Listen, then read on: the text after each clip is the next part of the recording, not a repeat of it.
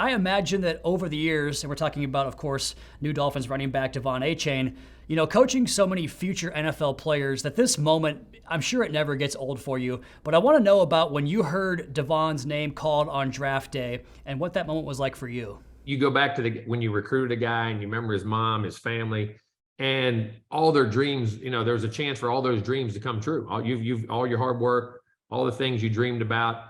And it's one of the great feelings you get as a coach to know those guys have that opportunity to go to pro football just like they want. And then he got in a great organization with a great team who has a great future right now. I think he's a great fit for where he's going. That's the other part of it. Not only do they get that opportunity, but you always worry about the fit. You know what I mean? And I think, I was excited for him to go to Miami. We love to hear that for sure. How quickly after his draft selection did you talk to De'Von? Right after, just congratulated him and congratulated him before and then after, because afterwards it's hard to get to him because everybody in the world jumps on him. But no, you just wish him the best and tell him if you can ever help him, please let us know. So our goal here, Coach, today is kind of twofold: to both get to know the player and the person. You've talked a little bit about the person already, but I want to start with that part, talking about the person, De'Von Achane. And because in preparing for this podcast, I found some really cool quotes about De'Von coming back for that LSU victory y'all had late last season. Had a chance to ask De'Von about that and media availability, and he talked about getting the opportunity to strap it on one last time with his guys, right? I'm wondering what that meant to you as a coach in your program. Well, he's a throwback in that, it's about the team for him. He's a very unassuming guy. He's all team.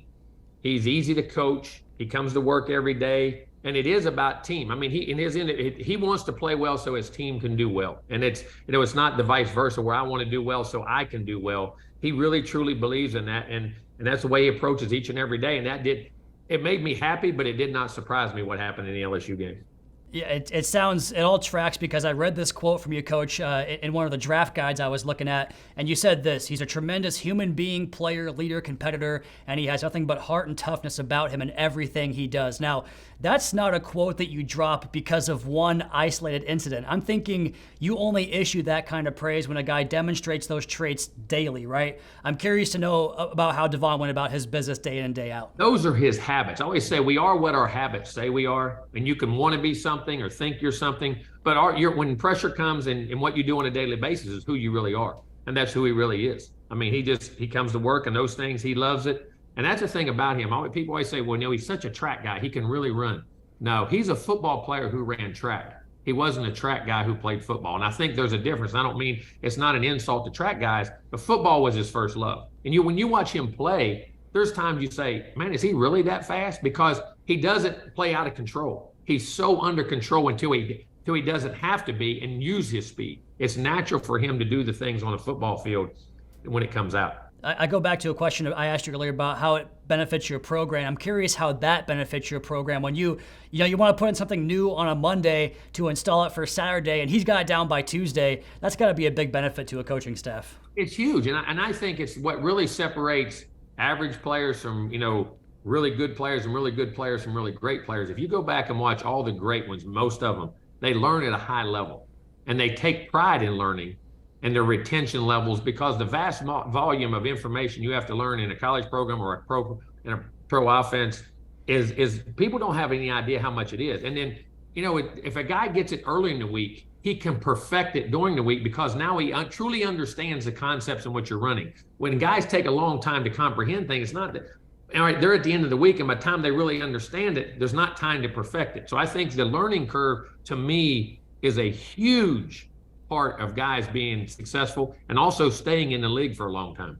The physical traits, they're obvious, right? Pretty rare player in terms of the speed. You talked about he's a football player who also happens to run track, and not to mention at an Olympic qualifying level speed, and the explosiveness is there too. I want to go back to when you first caught wind of his high school tape. I have to imagine that was like a first snap, like, whoa, this is something special here. It was, and then, some of the first things you question, you go, all right, how good is this ball?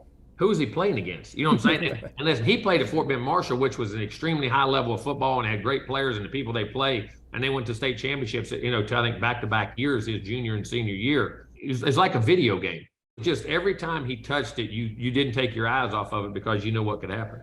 That's going to be music to Dolphins fans' ears. I have one more question for you here, Coach. If you don't mind just summarizing the person, the player the Dolphins are getting, ultimately the package of De'Von Achane, what are we getting down here in South Florida?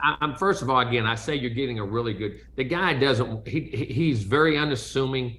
He's going to do his business. He's not going to be in trouble. I mean, he's very close with his mother. He has a young child. I mean, he's very close with. He's a family-oriented guy. He's not a go-out guy. He's not a run-around guy. Works very hard. Extremely talented, as we said, but cares and takes pride in the learning concepts of things and not making mistakes and mental mistakes on the field. And you got a guy with that kind of ability. If he knows what to do, which he's going to pick it up very quickly, I think you're going to get a high character quality guy who's going to be extremely productive, catches it very well, and of course, there's another aspect. He is a great kick return guy. He's taken multiple kickoffs back for touchdowns. We beat Alabama here a couple years ago. He took one back for 100, did a year ago.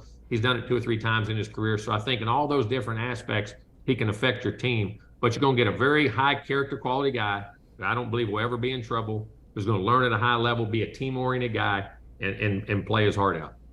I just saw him the other day, Coach, rip a big run going right between the guard and the center on the offensive line. So you talk about run between tackles. It's definitely in his skill set. That's great to hear. Legendary coach Jimbo Fisher. Coach, we appreciate your time so much today. Best of luck this season, and gig 'em.